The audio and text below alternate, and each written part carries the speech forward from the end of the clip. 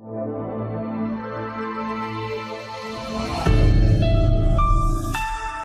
मेरे नन्हे दोस्तों, स्वागत है आपका आपकी अपनी हिंदी की कक्षा में। तो चलिए बच्चों, आज हम प्रारंभ करने जा रहे हैं आपकी प्रिय पाठ्यपुस्तक वाणी श्रृंखला मेरी हिंदी व्याकरण से पाठ 3, और इस पाठ का शीर्षक है स्वरों की मात्राएं। तो प्रारंभ करते हैं बिना विलंब किए। व्यंजन के बाद जब कोई स्वर आता है तो उसका रूप बदल जाता है। उस बदले हुए रूप को मात्रा कहते हैं। अ स्वर की कोई मात्रा नहीं होती। जो अ होता है इसकी कोई मात्राएं नहीं होती हैं। प्रत्येक स्वर के मात्रा रूप नीचे दिए जा रहे हैं। सबसे पहले हम देखते हैं आ की बच्चों कोई मात्रा नहीं होती है। उसके बाद है आ, ई की मात्रा जो है वो ये है ई, ऊ, री से ऋषि की ये मात्रा है। तो बच्चों ये क्या है? ये है मात्राएं, ठीक है। और अब इनके जो शब्द हैं, जैसे इसकी कोई मात्रा नहीं है तो कलम, पकड़, नकल, तो इसमें आ की कोई मात्रा नहीं है ना। अब आ गया आ जिसकी मात्रा ये थी, तो ये क्या लिखा है? कागज, जहाज। फिर आगे ई की मात्रा, ई, दिन, हिरन, छोटी ई की मात्रा। और अब है ये बड़ी ई की मात्रा, जिसे खींच के बोलेंगे, जो पीछे आएगी, जैसे कि चील, खील, ठीक। फिर आ गया ऊ, छोटा ऊ की मात्रा, दुम, गुम। फिर आ गया ऊ यानी कि बड़ा ऊ। बड़ा ऊ की मात्रा कौन सी थी? ये थी ऊ, पूनम, सूजी। फिर है हमारी री से ऋषि की मात्रा, जिसकी मात्रा ये है कृषि, कृ, श्रृंगार, श्रृंगार। और फिर कौन सी मात्राएं हैं? ये ए की मात्रा, ए की मात्रा है ये, इसकी पहचान ये है ए, सेवक। फिर है आई यानी कि 2 मात्राएं, उसको हम कैसे बोलेंगे? ए, थैला, मैला। और फिर आ गया ओ में एक मात्रा होगी, ये मात्रा है ओ, बोतल, कोठरी। और उसके बाद है 2 मात्राएं आप देख रहे हैं, ये देखिए 2 मात्राएं उसको बोलते हैं दौलत, नौकर। तो बच्चों अभी हमने क्या किया था? अभी हमने ये पढ़े थे और उसके बाद स्वरों के साथ स्वरों की हमने मात्राओं की पहचान की थी, और साथ में हमने ये उनके 2 शब्द भी देखे थे, पढ़े थे। और अब कुछ मात्राएं हैं, जैसे अंग, जिसे आप कहते हैं अंग से अंगूर, जिसके ऊपर सिर्फ एक बिंदु लगता है। और जैसे कि तंदूर, त के ऊपर बिंदु आ गए तो कैसे बोलेंगे हम? तंदूर। उसके बाद है अंग, जो हमें पिछले हमने पाठ में पढ़ा था, अंग जिसके ऊपर चंद्र बिंदु लगता है। ये कैसे बोला जाता है? नाक से और मुंह से इसकी ध्वनि निकलती है, अंग, चंद्र बिंदु वाला, तो अंग। जैसे कि हंस, हाँ हंस। और फिर ये अ के बाद 2 डॉट्स आ जाती हैं, तो ये अह का आता है, यानी कि अह खाली, अतः, प्रातः। तो ये हो गया अतः। इसको जब हम बोलेंगे इसका उच्चारण होगा अतः, अह, ठीक। और सभी मात्राओं को लगाने का तरीका अलग है। व्यंजन के पहले, अगर हम व्यंजन के पहले लगाएंगे तो ये व्यंजन था, इसके पहले हमने छोटी ई की मात्रा लगाई, तो इसको कैसे बोलेंगे? की।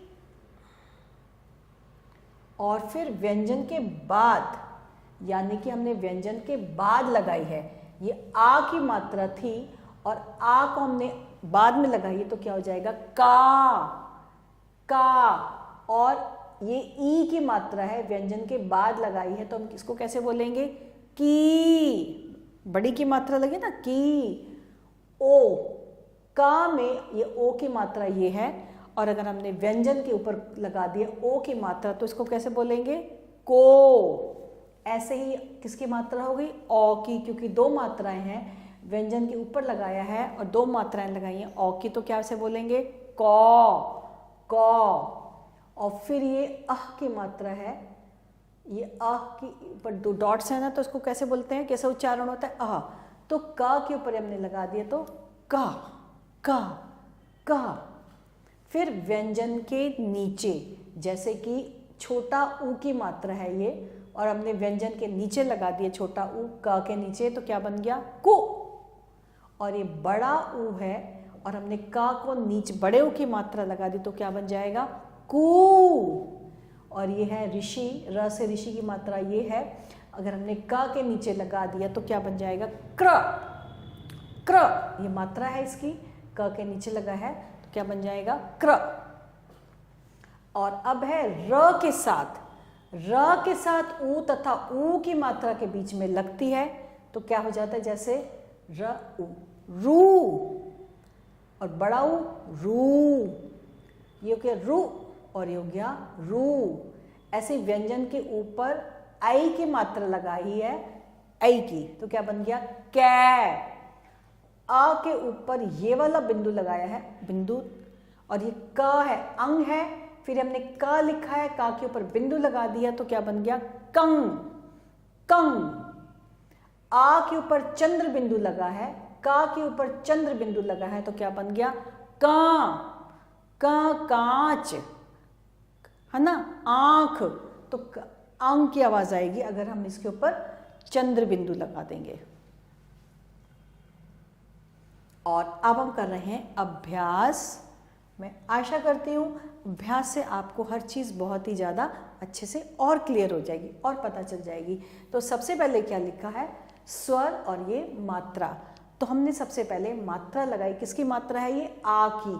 आ की मात्रा बच्चों कैसे होती है? आ की मात्रा में एक डंडा होता है तो हमने आ की मात्रा लगा दी, ठीक। और अब हमें आ की मात्रा के दो शब्द लिखने हैं, तो हम कौन कौन से शब्द लिख सकते हैं? बहुत सिंपल है। सबसे पहले हमने लिख दिया नाक, ना में आ की मात्रा लगाई, नाक। और अगला शब्द भी हमें आ का लिखना है तो हम लिख देंगे काम, का में आ की मात्रा लगाई और हमने मां लिख दिया, क्या बन गया? काम। अगली है कौन सी मात्रा? ए की मात्रा। ए की यानी कि ए की मात्रा कैसे होती है बच्चों?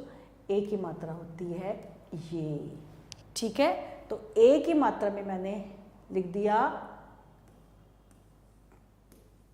केला, केला। और दूसरी हमने शब्द कौन सा बनाएंगे? पेड़। पा में ए की मात्रा, ए की मात्रा हमें लगानी है ना, ये ए की मात्रा है तो ए की मात्रा लगा के पेड़। और अब कौन सी मात्रा लगानी है बच्चों? अब लगानी है, आप बताइए, आपने पहचाना कौन सी मात्रा है? ये ई की मात्रा, बिल्कुल सही। और कौन सी ई की? बड़ी ई की। और बड़ी ई हमेशा व्यंजन के कहाँ आती है? मैंने बताया था पीछे आती है, तो हमने यहाँ लगा दी बड़ी ई की मात्रा। और अब हम बड़ी ई की मात्रा के दो शब्द लिखेंगे, जैसे कि हमने लिख दिया पा में कौन सी की मात्रा लगाई मैंने? बड़ी ई की, पीला। एक शब्द हमने ये लिख दिया और एक हम लिख देते हैं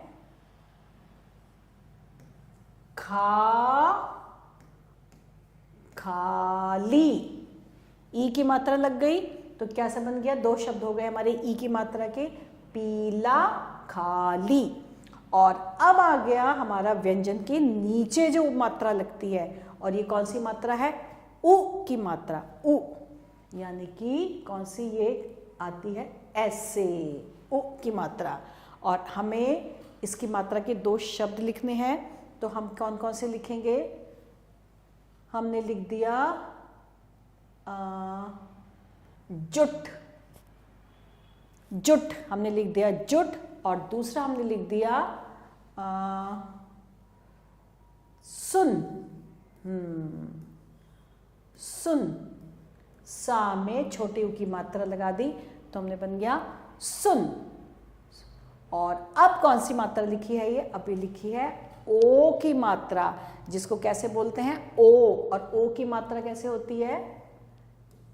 ये एक मात्रा होती है इसमें, और ये कौन सी मात्रा है? ओ। और हमें शब्द लिखना है, जैसे हमने लिख दिया सोना। ये देखो, ये मैंने लिख दिया सोना। और दूसरा मैं लिख सकती हूँ लोटा, इसमें भी ओ की मात्रा है। ये देखिए लोटा। तो हमने ये क्या करा? हमने इनके स्वरों की मात्राएं करी और उनका प्रयोग करके हमने दो दो शब्द लिखे। और इसके साथ बच्चों ये पाठ यहीं समाप्त होता है, और मैं आशा करती हूँ आपको सब कुछ बहुत अच्छे से समझ में आ रहा होगा।